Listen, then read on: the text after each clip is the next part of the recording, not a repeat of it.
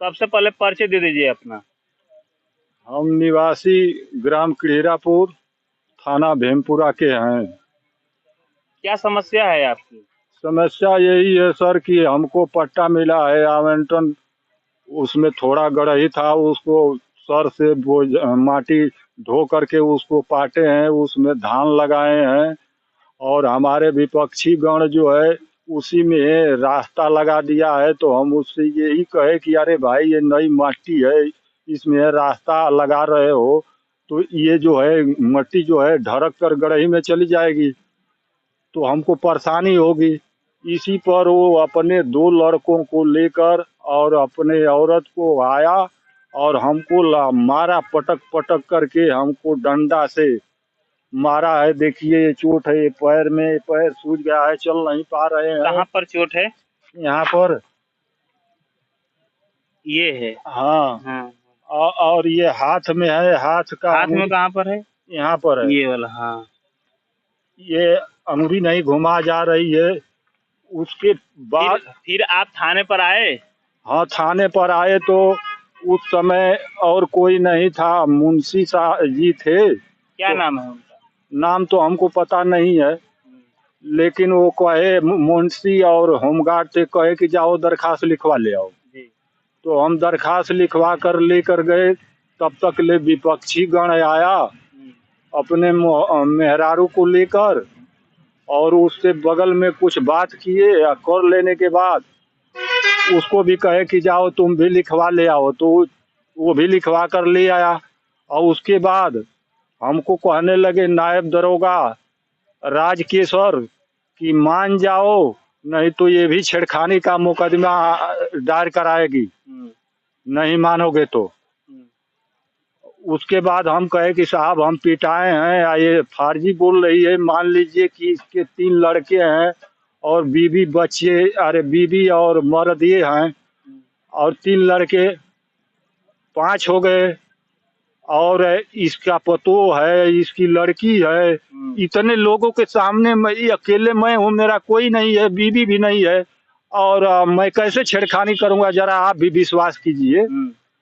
फिर कहे कि तुम बहुत टाइट बोल रहे हो, अभी मारकर तुमको चालान कर देंगे। इतने ही कह करके हमारा मोबाइल वगैरह सब छोड़ लिए और कहने लगे कि अब तुमको मुकदमा लिख करके अभी भेजेंगे, नहीं मान रहे हो तुम। जैसे आप आए तो आप मेडिकल के लिए नहीं कहे कि हमको हमारा मेडिकल करवा दीजिए? मेडिकल करवाने के लिए हम कहे तो दरोगा जी कहे कि मेडिकल मैं करवाऊंगा, जाओ तुम करवा लो, मैं नहीं करवाऊंगा।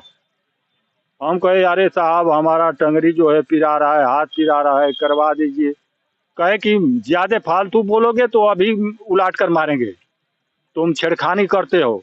सर पैसा लेकर के वो हमारे साथ ऐसे बेतमीजी किए। इस संबंध में मैं क्षेत्राधिकारी रसड़ा को फोन किया। फोन करने के बाद वहाँ पता नहीं स्टोनो की कोई साहब फोन किए कि जाओ थाने में। थाने में गए, अभद्र भाषा का प्रयोग किया गया। उसके बाद एसपी साहब के यहाँ फोन किए, वहाँ से भी रिसीव किया गया, लेकिन कोई कार्रवाई नहीं की गई। फिर डीआईजी साहब के यहाँ फोन किए, कोई कार्रवाई नहीं की गई। मैं गरीब आदमी, मेरे पास पैसा नहीं है दवा करने के लिए, मैं लाचार हूँ, इतने पहर से भूखे मर रहा हूँ। मैं क्या जानूँ कि मुझे वो मारेगा। मैं खा रहा था और खाते वक्त यही शब्द कहा कि अरे भाई नई मट्टी है, इस पर रास्ता लगा रहे हो तो पिघल कर गड़ही में जाएगी। इतने ही पर वो सब हमको पीटने लगे और रास्ता उसको प्रधान जी बिगवा रहे थे, उसके बगल में रास्ता बिगवा रहे थे। उसका थोड़ी जमीन पड़ रहा था, थोड़ी उसके विपक्ष वाला का पड़ रहा था, लेकिन उस पर एक वहीर के चढ़ाने पर उस पर वो हावी नहीं हुआ। हालांकि वही दोनों लोगों को उस रास्ते को पकड़ कर जाना है, हमको नहीं जाना है। वहाँ नहीं हाजिर हुआ और विपक्ष वाले को बड़ी मार मारा, उसका कपार फोड़ दिया, उसका हाथ तोड़ दिया।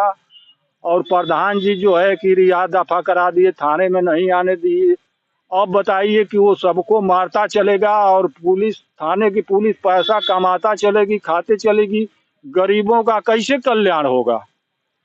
तो क्या आगे क्या कहना चाहेंगे? आगे मैं यही कहना चाहता हूं कि ये सरकार क्या कर गई है गरीबों के लिए कि गरीब मारे जा रहे हैं। अमीर लोग पैसा देकर उल्टी धारा लगवा रहे हैं और पुलिस लगा रही है।